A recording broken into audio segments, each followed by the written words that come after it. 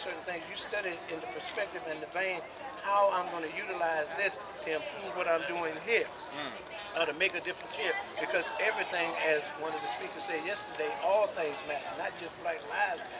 Everything matters, and whatever you decide to do, however you decide to do it, it matters. So you have to be very deliberate.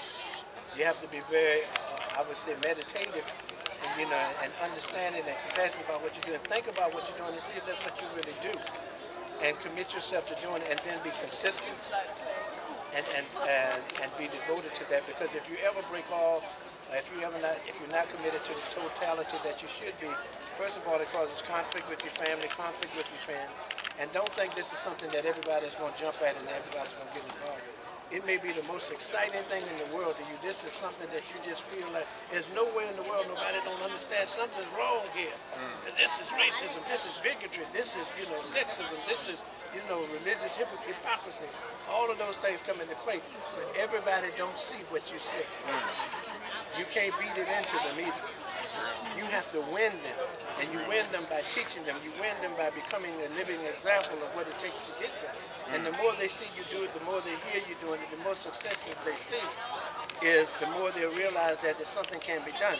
And even with you, with your commitment, let me tell you this so you will not be deceived. You will have very few victories.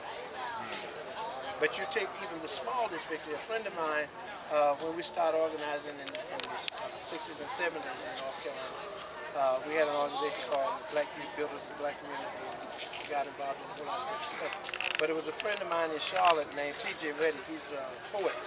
He wrote a book that it's almost like Shakespeare Bread talks about, but it's a book that committed the mind to what he was saying.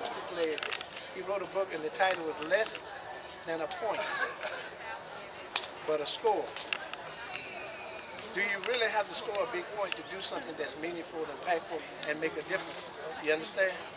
In a game, when you're playing a game, if you're playing a game, or if you're in the game of life, does everything you do have to be a big, fantastic, elaborate thing that causes a lot of attention? It's the little things we do, telling another brother, telling another sister.